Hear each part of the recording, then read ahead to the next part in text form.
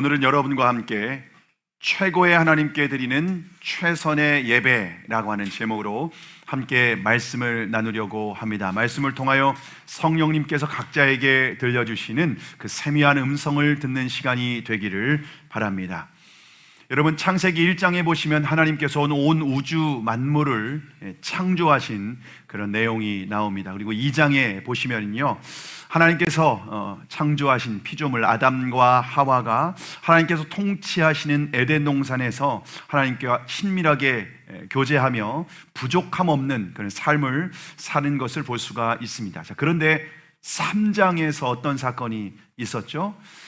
사단이 아담과 하와에게 뱀의 모습으로 찾아와서 유혹을 하죠. 그리고 선악과를 먹도록 했는데 결국 아담과 하와가 사단의 유혹에 넘어가서 그 선악과를 먹게 됩니다. 그리고 죄로 인하여서 에덴 동산에서 쫓겨나게 됩니다. 왜냐하면 죄인은 에덴 동산에서 하나님과 함께 거할 수 없기 때문에 그렇습니다. 그래서 이제 창세기 4장부터 에덴의 역사가 끝나고 인간의 역사가 시작되는 것을 볼 수가 있습니다. 자, 그런데 인간의 역사에서 가장 먼저 다루고 있는 내용이 무엇인가 하면 바로 예배입니다. 예배. 자, 그러면 하나님께서는 에덴 동산에서 쫓겨난 아담과 하와에게, 우리 인간들에게 예배를 허락하셨을까요? 에덴 동산에서 쫓겨난 후에 우리 인간은 더 이상 풍성한 삶, 하나님과 동행하는 삶, 생명의 근원이신 하나님과 이제는 단절된 삶을 살 수밖에 없었습니다. 그런데 하나님은 우리 죄인들을 포기할 수 없는 거예요. 그래서 가인과 아벨이 예배를 통해서 다시 하나님께 나아갈 수 있는 그 길을 열어놓으신 줄을 믿으시기를 바랍니다. 그래서 예배는 타락한 인간에게 베푸시는 하나님의 은혜이며 사랑인 줄을 믿으시기를 바랍니다. 그래서 신학적으로 예배는 언약의 갱신입니다. 죄로 인하여서 하나님과 파괴된 그 관계가 다시 예배를 통해서 회복되는 겁니다.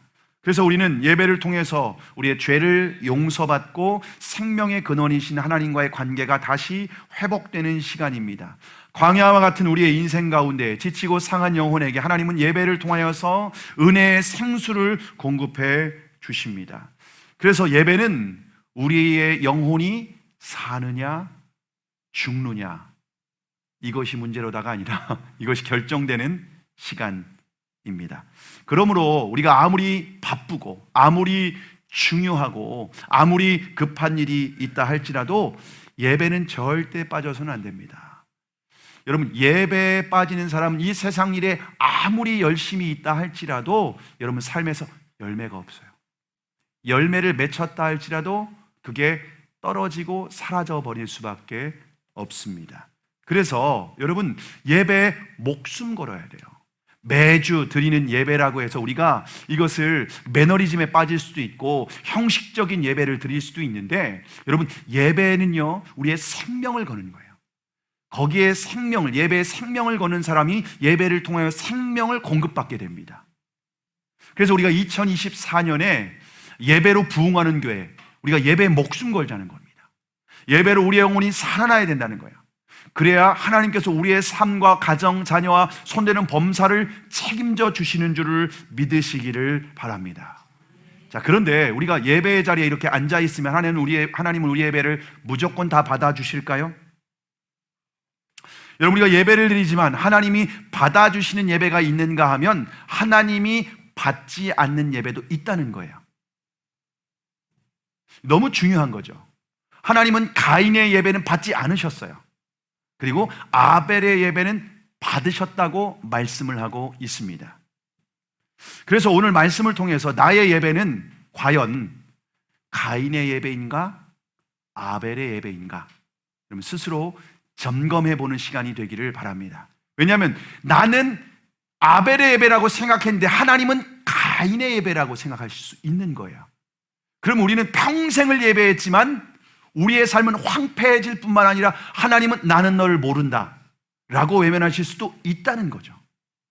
그래서 과연 내 예배, 앉아있으니까 나 오늘 예배 됐어 라고 여러분 스스로 만족하고 안심하는 것이 아니라 과연 나의 예배는 가인의 예배인가? 아벨의 예배인가? 여러분 스스로 점검해 보실 수 있기를 바랍니다. 자, 그러면 가인의 예배와 아벨의 예배는 어떤 차이가 있을까요? 첫째로 하나님께 드리는 예물의 차이가 있었습니다. 오늘 본문 2절에서 4절까지의 말씀, 2절에서 4절까지의 말씀을 함께 읽겠습니다. 시작.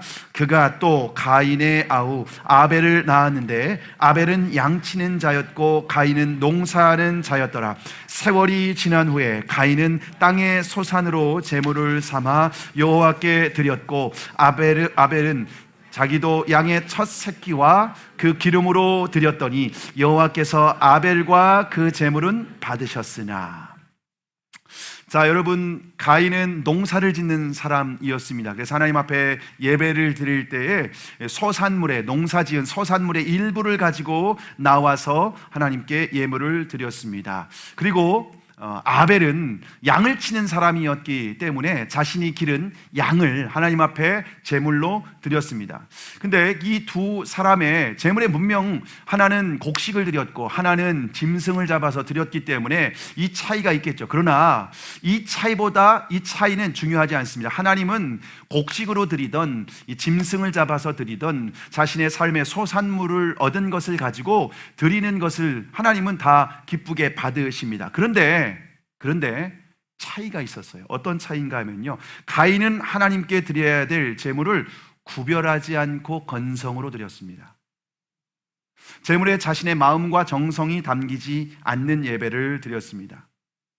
하나님께 예물을 드릴 때는 구별해야 드려야 되는데 대충 손에 잡히는 것을 드린 거죠. 반면에 아벨은 하나님께 예물을 구별하여 드렸습니다.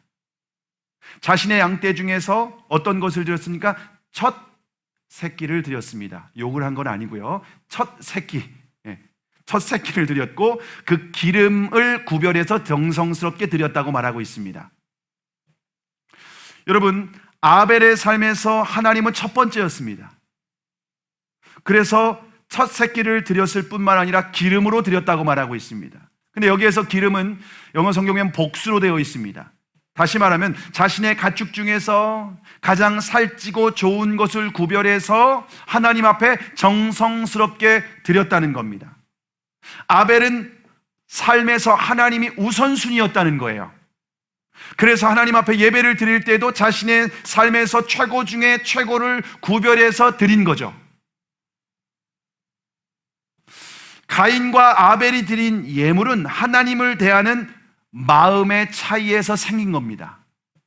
여러분, 우리가 사람을 대할 때도 마음이 드러나게 되어 있어요. 어떤 태도를 보면, 말을 들어보면, 표정을 보면 드러날 수밖에 없지 않습니까? 마음은 말하지 않았는데 그 사람의 얼굴과 표정과 태도를 보면 그 사람이 어떤 마음을 가진지 다 알아요. 그렇죠? 모르지 않아요. 그래서 히브리서 11장 4절에 보면 믿음으로 아벨은 가인보다 더 나은 제사를 하나님께 드림으로 의로운 자라 하시는 증거를 얻었으니 하나님이 그 예물에 대하여 증언하심이라 라고 말씀하고 있습니다. 결국 예물의 차이는 아벨의 마음 가운데 있는 하나님을 향한 믿음의 차이가 있었던 거죠. 여러분, 하나님을 향한 믿음이 있었기 때문에 제물을 드릴 때 하나님 앞에 첫 새끼를 드렸고 자신에게 있어서 소중한 것, 최고의 것을 구별해서 드릴 수 있었다는 겁니다. 자, 그러면 아벨은 어떻게 이런 믿음을 갖게 된 것일까요? 로마서 10장 17절에 보시면 그러므로 믿음은 들음에서 나며 들음은 그리스도의 말씀으로 말미암았느니라 라고 말씀하고 있습니다. 여러분, 믿음은 그리스도의 말씀을 듣는 자에게 주시는 하나님의 선물인 줄을 믿으시기를 바랍니다. 그래서 여러분, 말씀을 잘 귀 기울여 들으면 여러분에게 하나님이 믿음을 선물로 주셔요. 예배 가운데 우리가 말씀을 듣고 이 예배 가운데 말씀하신 주님의 음성에 귀를 기울일 때에 하나님은 우리에게 신비하게 우리의 마음 가운데 믿음을 주셔요. 그래서 어느덧 내 마음에 믿음이 생기고 어느덧 믿음이 성장하고 어느덧 믿음이 강한 믿음이 되게 되는 줄로 믿습니다.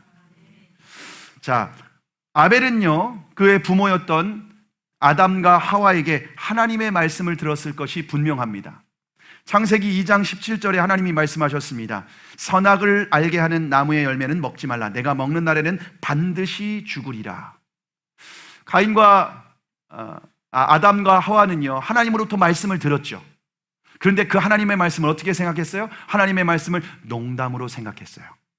그래서 하나님의 말씀을 들었지만 이거 먹으면 죽어, 반드시 죽어, 정령 죽어 라고 했는데 뱀에 유혹하니까 호기심이 진짜 죽을까? 뱀은 그런데 뭐라고 해요? 야, 너 이거 먹으면 하나님과 같이 될 수 있어. 그러니까 아담과 하와가 결국 그 선악과를 먹게 되었죠. 근데 실제 어떻게 되었어요? 에덴 동산에서 쫓겨나게 되었고 그 풍성함을 이제 누리지 못하게 되었고 땀을 흘려야 소산을 먹을 수 있게 되는 그런 비참한 운명이 될 수밖에 없었습니다. 그걸 자신의 자녀들에게 간증하는 거죠. 아버지가 그때 엄마가 줘서 안 먹었어야 되는데 엄마가 이거 안 먹으면 서운하다고 해서 어쩔 수 없이 먹었다 하면서 막 간증하지 않았겠습니까? 이제 그것만 말씀한 게 아니라 자신의 어떤 죄만 얘기한 것이 아니라 하나님의 약속과 복음을 또 얘기했을 거예요. 창세기 3장 15절에 보시면 내가 너로 여자와 원수가 되게 하며 내 후손도 여자의 후손과 원수가 되게 하리니 여자의 후손은 내 머리를 상하게 할 것이요 너는 그의 발꿈치를 상하게 할 것이니라. 하나님이 에덴 동산에서 아담과 하와가 쫓겨날 때에 주셨던 약속이죠. 복음이죠. 이게 원시복음이라고도 합니다.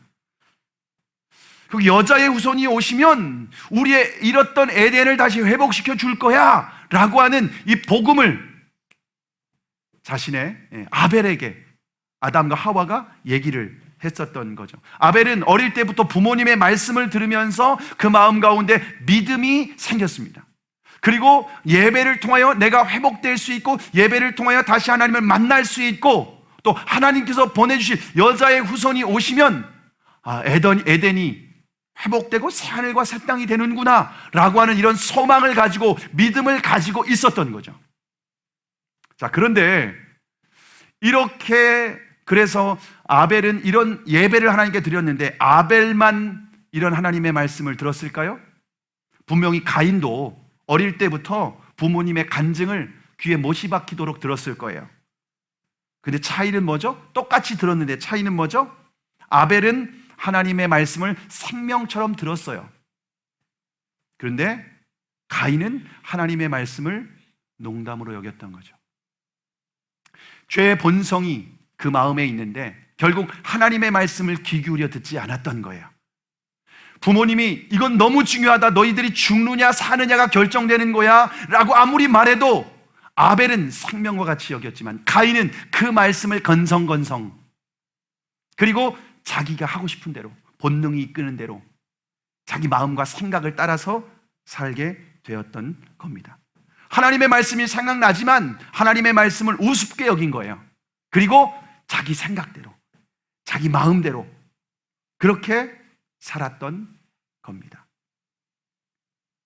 여러분, 결국 우리가 예배의 태도는요 믿음의 차이라는 거예요. 믿음이 있는 사람의 예배는 다릅니다. 믿음이 있는 사람이 드리는 예배와 믿음 없는 사람이 드리는 예배는 다릅니다. 여러분은 어떤 태도로 예배를 드리고 계십니까? 그냥 주일에 여기 앉아 있으면 예배를 드리는 걸까요? 여러분, 제가 은혜를 받은 후에 가장 먼저 변화된 것은 예배를 드린 태도였습니다. 예배를 드리는 시간은 하나님과 만나는 시간이라고 저는 믿었습니다. 그래서 옷을 구별했어요.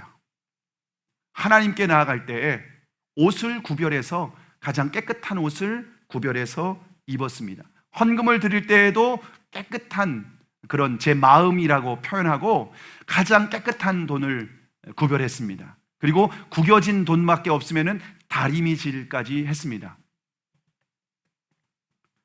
당연히 예배를 드리는 시간도 미리 도착했죠. 미리 도착해서 사모하는 마음으로 기도로 준비하며 예배를 드렸습니다. 예배를 드릴 때도 찬양 한 곡을 불러도 온 힘을 다하여 온 마음을 다하여서 예배를 찬양을 했습니다. 제가 목소리가 크고 목이 성대가 튼튼한 것 같지만 실제로는요 저희 집안 식구들이 다 성대가 약해요. 그래서 감기는 제일 먼저 목으로 오고, 그래서 목이 굉장히 약한 가족이거든요. 그래서 제가 찬양 한두 곡만 크게 부르면 목이 쉬어버렸어요. 그 정도로 목이 약해요. 그런데 하나님을 찬양할 때에 목숨 걸고 찬양을 했습니다. 말씀을 들을 때에도 하나도 말씀을 놓치지 않기 위해서 적어가면서 말씀을 들었습니다. 물론 적은 것을 또 읽지는 않았습니다. 어쨌든 하나님의 말씀을 놓치지 않고 귀 기울이기 위해서 그렇게 드렸습니다. 여러분, 예배를 드리는 태도는 결국 우리의 믿음이 드러나는 겁니다. 여러분이 드리는 예배는 어떻습니까? 하나님 앞에 예배를 드릴 때 정말 하나님 앞에서 하나님께 드리는 예배를 드리고 있습니까? 정말 믿음으로 드리고 있습니까? 이 가운데 지금 보이지 않지만 임재하시는 주님 앞에서 예배하고 있습니까? 여러분, 목사 앞에서 예배 드리는 시간이 아닙니다. 보이지 않지만 이 영으로 임재하고 계시는 하나님 앞에서 믿음으로 예배하는 겁니다. 여러분, 그런 사람들의 태도는 달라요. 저도 알아요. 저도 보면 알아요. 찬양 부르고 말씀 듣고 기도하는 표정과 태도를 보면 분명히 알 수가 있습니다. 여러분, 우리가 하나님 앞에 예배를 드릴 때 가인처럼 믿음이 없는 예배를 드리는 것이 아니라 아벨과 같이 예배를 드릴 때 믿음으로 드리는 예배가 되기를 주님의 이름으로 축복합니다. 다음으로 가인과 아벨의 예배는 어떤 차이가 있었을까요? 둘째로 하나님께 드리는 삶의 차이가 있었습니다.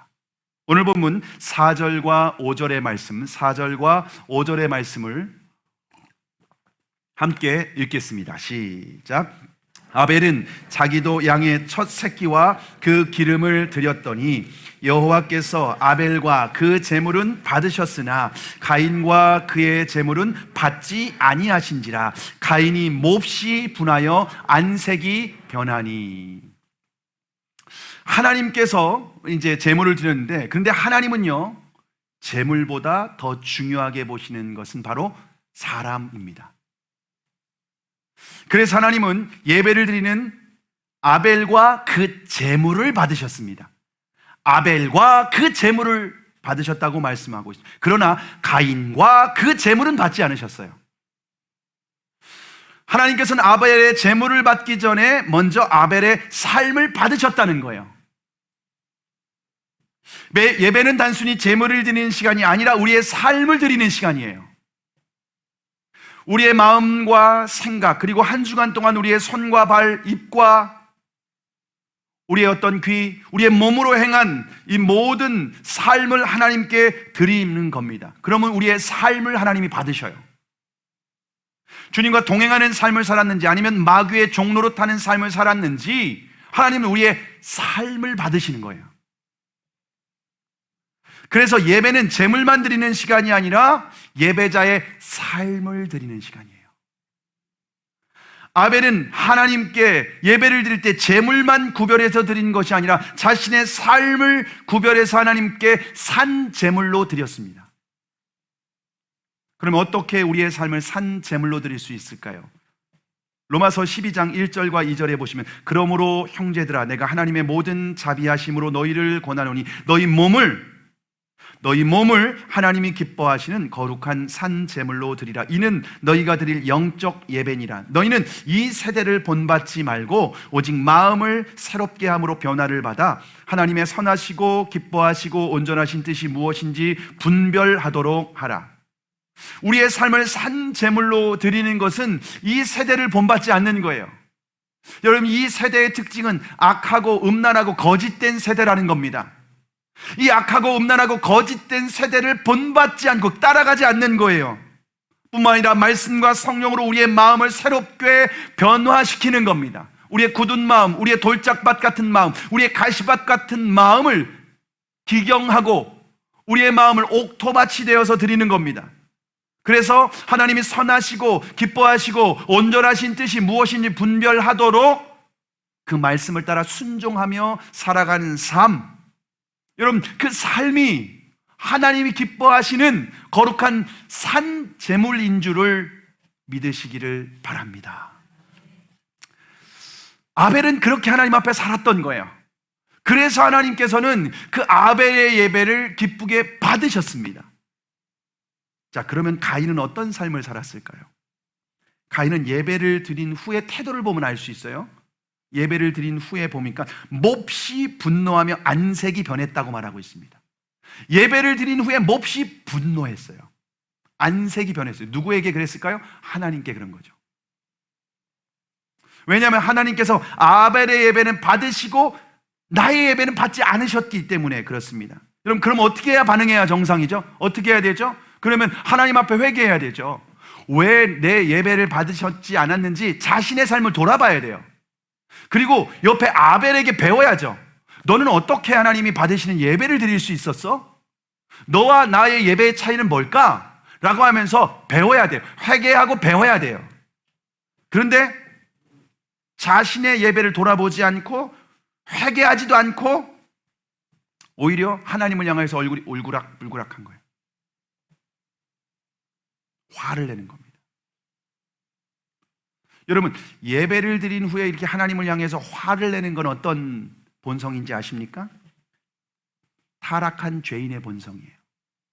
창세기 3장 5절에 보시면은요, 선악과를 먹으면 어떻게 된다고 가인이 뱀이 유혹했냐면요, 너희가 그것을 먹는 날에는 너희 눈이 밝아져 하나님과 같이 되어 선악을 알 줄을 하나님이 아심이라 라고 말했거든요. 뱀이 선악과 먹으면 어떻게 되냐? 너 눈이 밝아질 거야. 그리고 하나님과 같이 될 거야.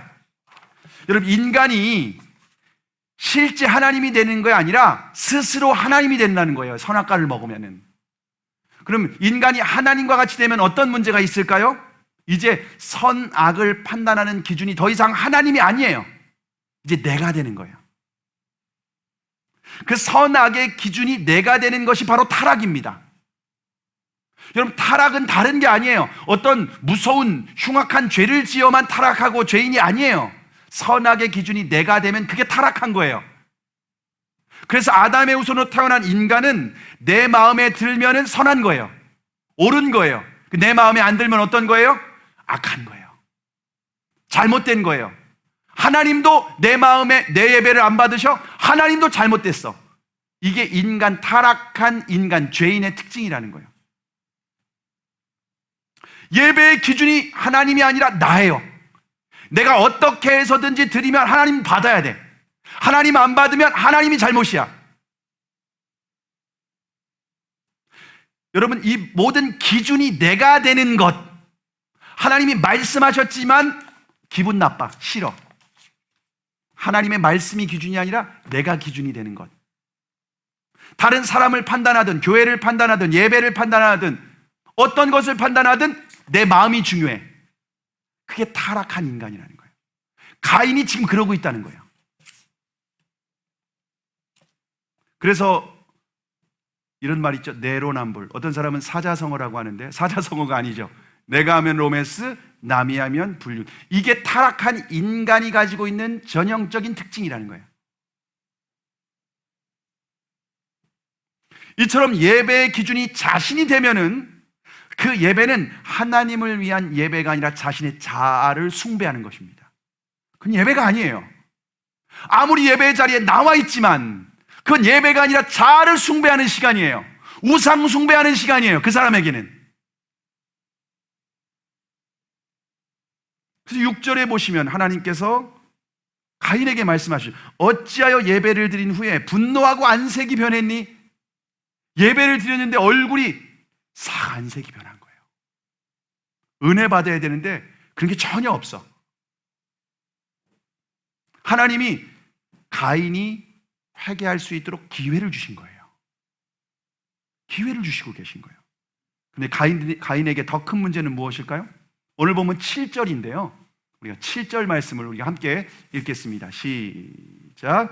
내가 선을 행하면 어찌 낯을 들지 못하겠느냐? 선을 행하지 아니하면 죄가 문에 엎드려 있느니라. 죄가 너를 원하나 너는 죄를 다스릴지니라.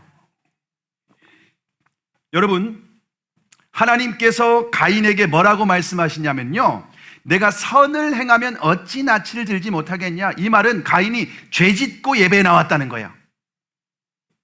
여러분, 이 말씀은 죄를 지은 사람은 예배에 나올 수 없다는 의미가 아닙니다. 저와 여러분은 알고도 지은 죄, 모르고도 지은 죄가 있죠. 그러면 우리가 죄를 짓고 나왔으면 어떻게 해야 되죠? 하나님 앞에 우리의 죄를 숨김없이 자백해야죠. 숨기는 것이 아니라 죄를 자백해야 돼요. 요한일서 1장 9절에 보시면 만일 우리가 우리 죄를 자백하면 그는 미쁘시고 의로우사 우리 죄를 사하시며 우리를 모든 불의에서 깨끗하게 하실 것이요.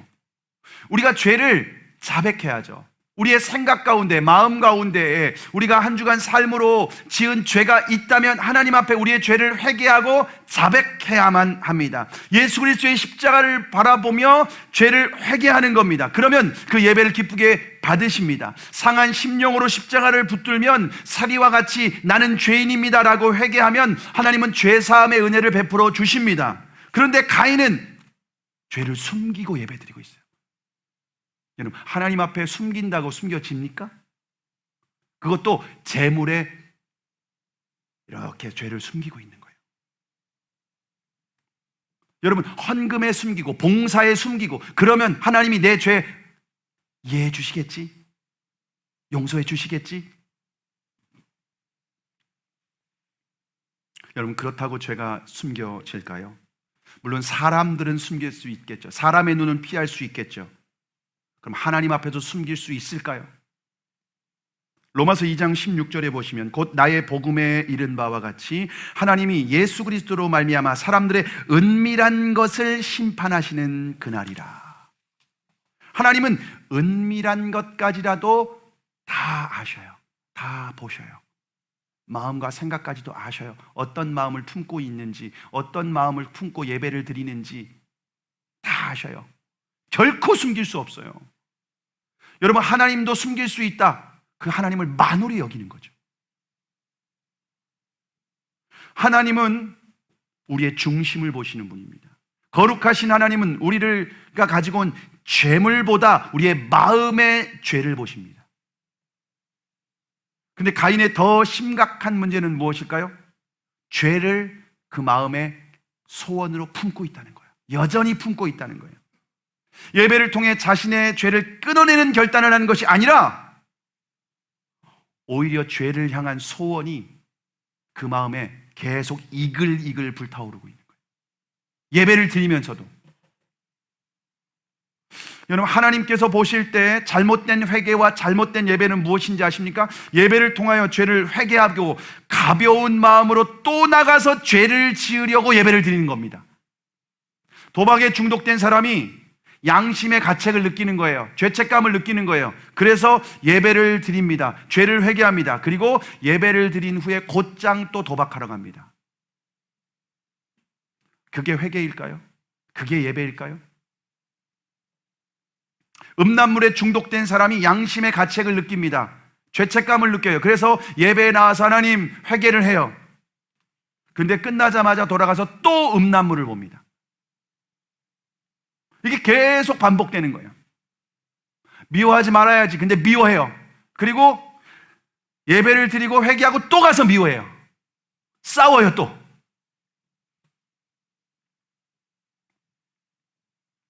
여러분, 지금 가인의 마음이 그런 예배라는 거예요. 그런 마음으로 예배를 드리는 거예요. 하나님 앞에서 예배를 드렸지만 여전히 죄를 회개하지 않고 마음에 죄를 품고 있는 겁니다. 하나님은 그런 예배를 받지 않으십니다. 그건 가인의 예배입니다. 예배는 죄와 이별하는 종착역이지 죄를 갈아타는 정거장이 결코 아닙니다. 우리가 예배를 드렸다면 죄를 끊어내야 됩니다. 나를 죽이는 죄를 끊어내야 됩니다.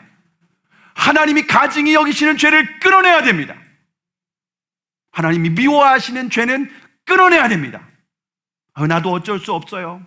그러면서 또 죄 짓는다. 그 예배는 가인의 예배입니다. 그 예배는 하나님이 기뻐 받으시지 않습니다. 자, 그러면 가인은 왜 죄에서 벗어나지 못할까요? 왜 죄에서 벗어나지 못할까요?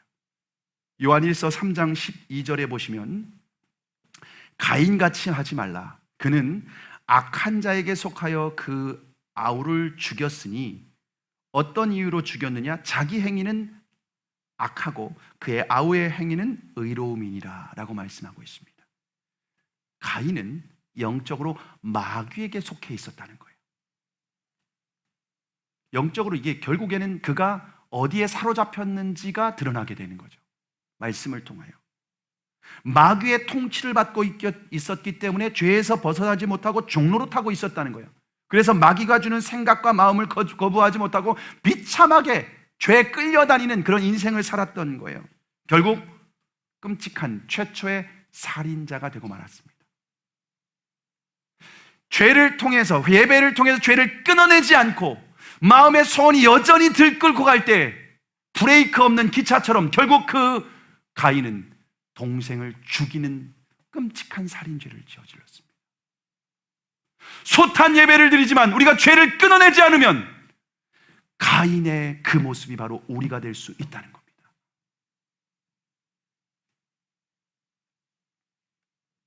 이처럼 죄의 배후에는 반드시 사단의 역사가 있습니다. 여러분, 죄 짓는 거는요, 영적인 일입니다. 내가 어디에 사로잡혔는 자를 보여주는 겁니다.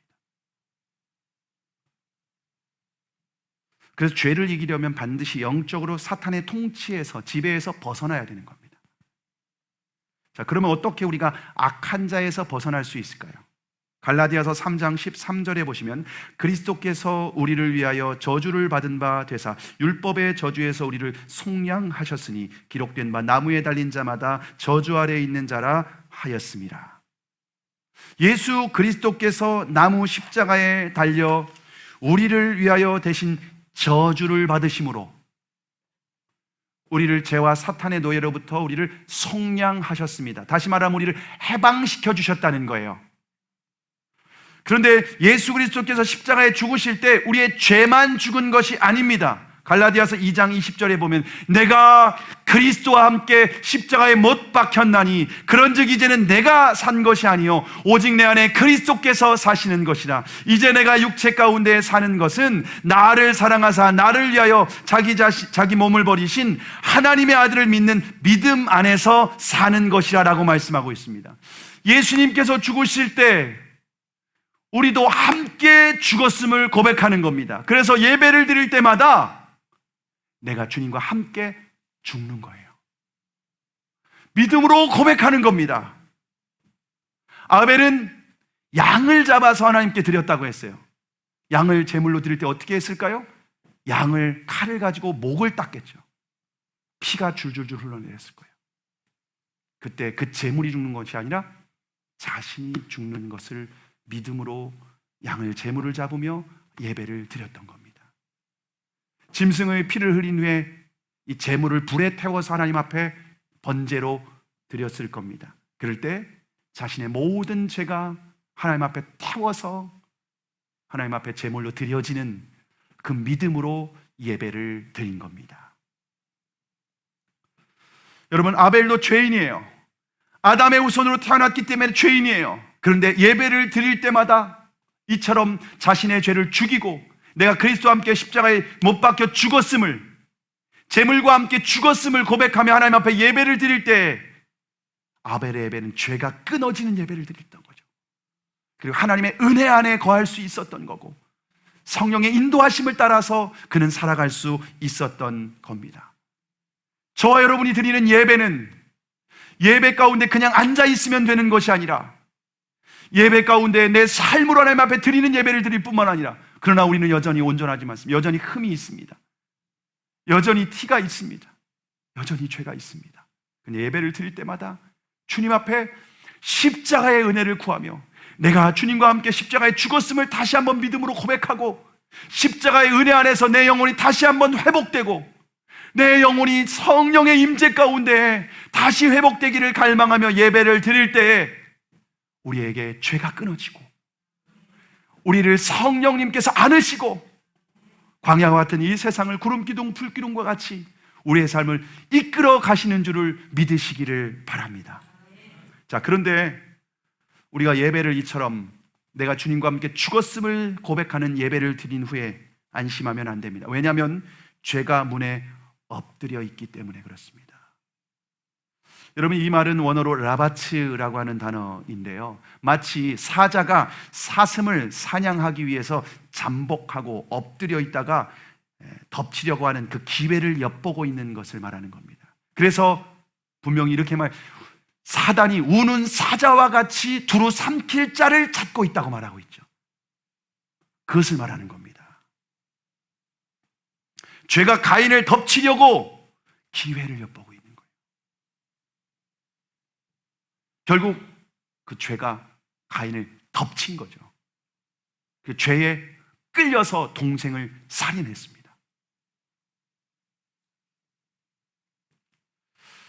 여러분, 우리가 예배 가운데 아무리 홀가분한 마음으로 죄를 회개하고 나간다 한들 안심하면 안 됩니다.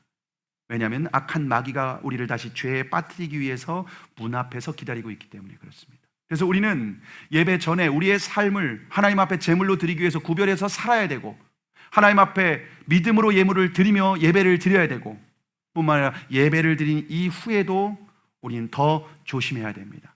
우리의 삶을 더 하나님 앞에 분별하며 살아야만 됩니다.